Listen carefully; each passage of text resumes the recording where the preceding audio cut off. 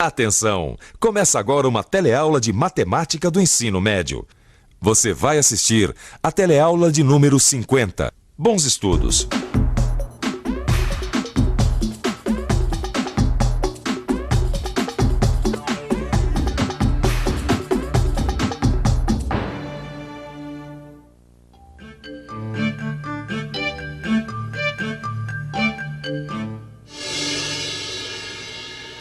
Olá, você se lembra da nossa última teleaula? Aquela em que a Maristela tirou a foto da nova diretoria do Esporte Clube Andorinha? Pois bem, naquela teleaula a gente começou a estudar as permutações.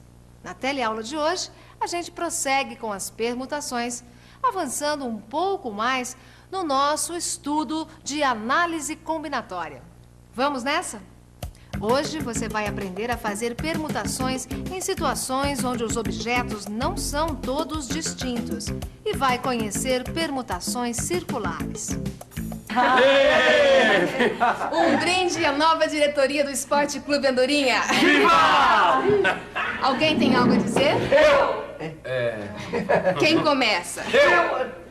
Bem, antes de qualquer coisa, eu queria lembrar de um detalhe. A gente precisa criar uma senha de 5 letras. Uma senha secreta que só a gente vai conhecer, para poder movimentar a conta bancária do clube. Bom, eu tive uma ideia. E se a gente quisesse criar uma senha com as iniciais dos nossos nomes? Quantas permutações seriam possíveis? Olha, 120 não seriam, porque aí a gente teria senhas repetidas. Senhas repetidas? Como?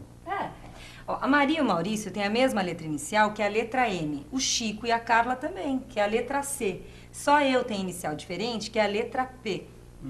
Já entendi. Quer dizer que se a gente usar as iniciais dos nossos nomes, algumas senhas serão idênticas. Como assim? Veja aqui 2 arrumações que se repetiriam usando as iniciais dos nossos nomes. Certo. Com os nomes, as permutações são diferentes. Mas se a gente substituir os nomes pelas iniciais, veja o que acontece. As permutações vão ser idênticas. E por que é que isso ocorre? Ocorre porque há repetição de letras. Há 2 letras M e 2 letras C. Ou seja, para cada posição que as letras iguais puderem assumir, haverá 2 repetições. Como nesses casos que é aí que a gente está vendo. E agora, quantas senhas diferentes a gente pode ter usando as nossas iniciais? E agora? Quantas são as permutações quando a gente quer formar senhas com 5 letras e há repetição de letras?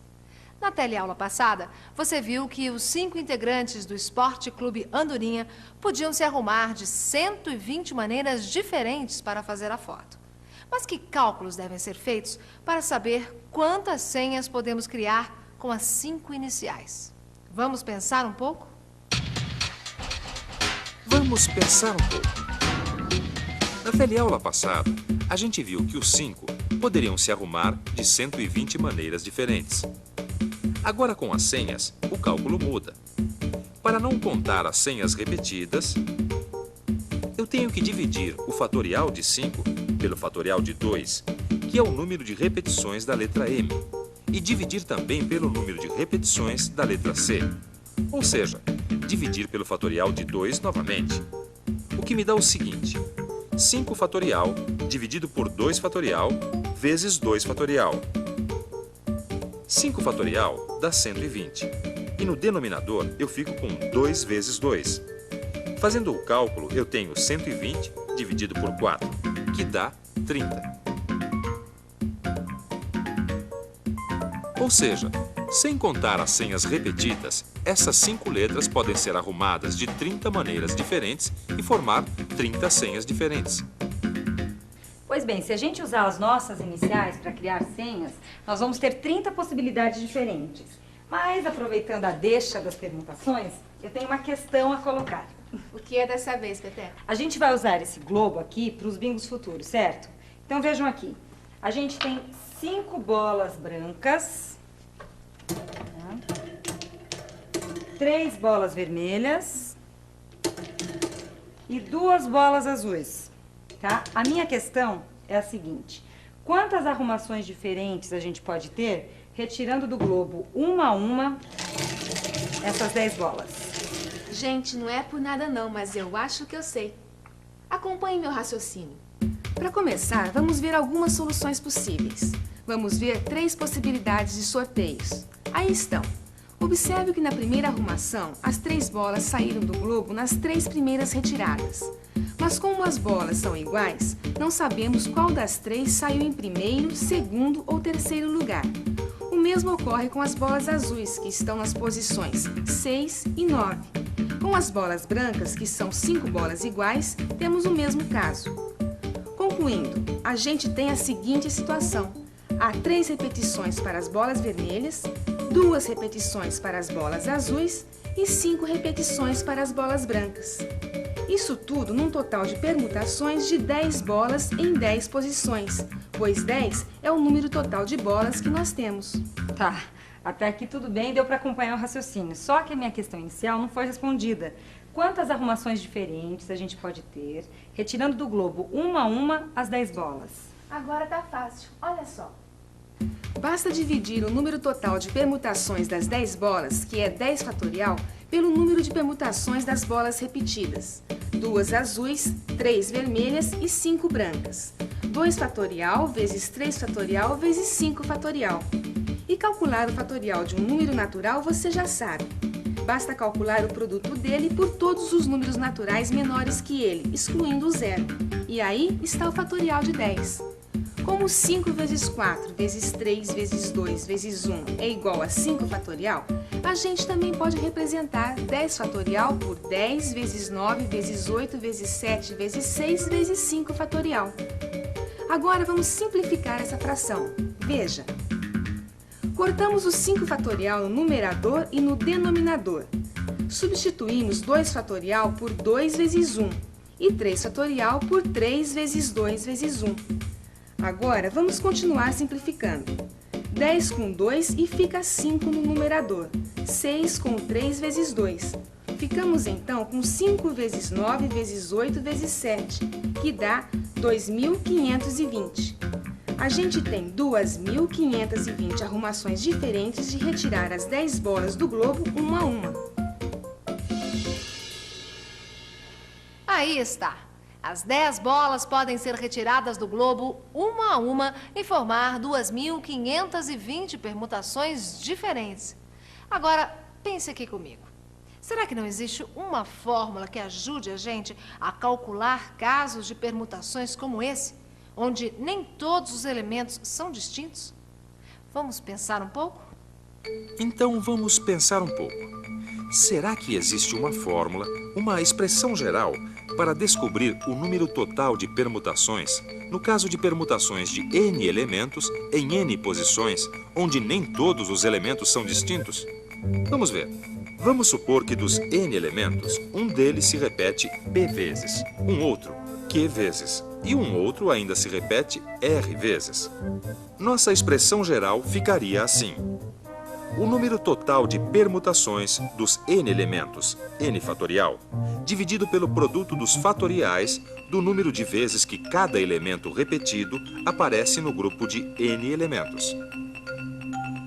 Até aí ficou claro. Mas se a gente tiver outros elementos que se repetem?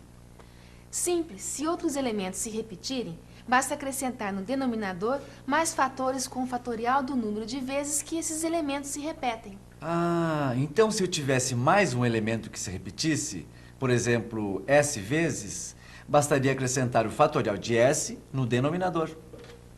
Gente, aproveitando aí a discussão sobre permutações, eu tenho uma questão a propor. Fale. Então manda. Ó, a proposta é a seguinte.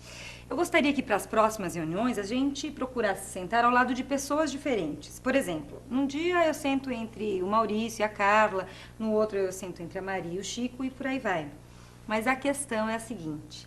Quantas seriam as permutações possíveis?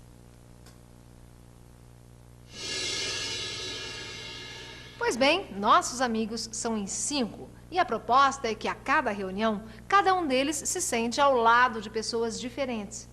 Quantas seriam as permutações possíveis?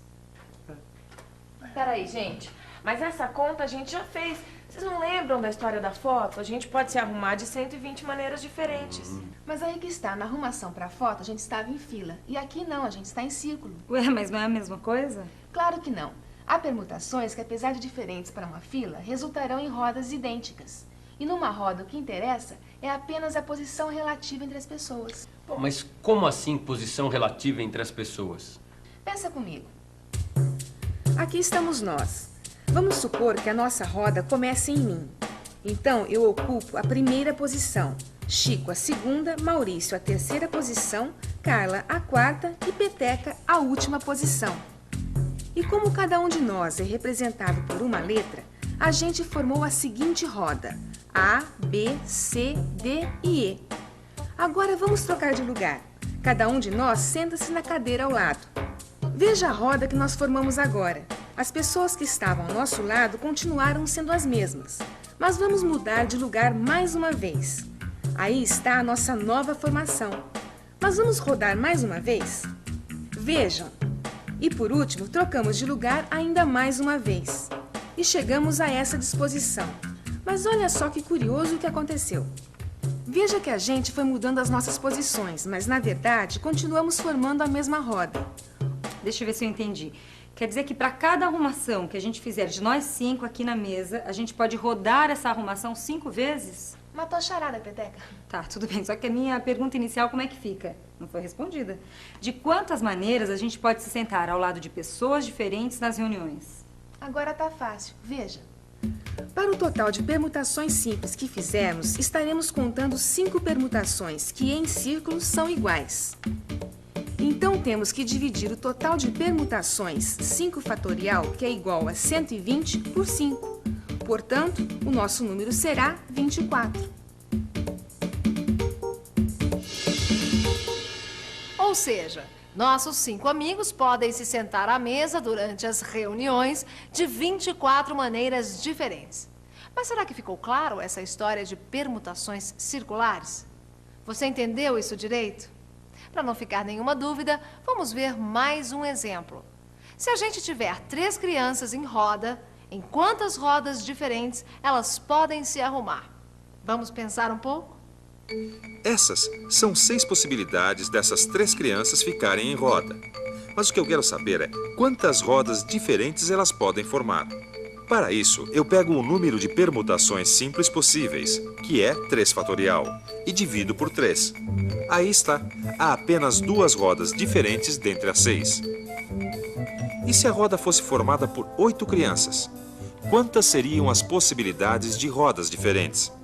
Veja como é simples. Basta pegar o número de permutações simples possíveis, que é 8 fatorial, e dividir por 8. Aí está. As 8 crianças podem formar 5.040 rodas diferentes. Concluindo, eu posso dizer o seguinte: que a expressão geral para o número de permutações circulares possíveis é assim. O fatorial de n sobre n é igual a n vezes o fatorial de n menos 1 sobre n, que é igual ao fatorial de n menos 1. E atenção, se liga aí, que é hora da revisão. Na teleaula de hoje, você aprendeu a fazer permutações em situações onde os objetos não são todos distintos. Viu também como se simplifica fatoriais. Por fim, conheceu as permutações circulares e a expressão geral para o número de permutações circulares possíveis. Bem, depois desta teleaula, podemos ter certeza que você não vai ter problemas com permutações.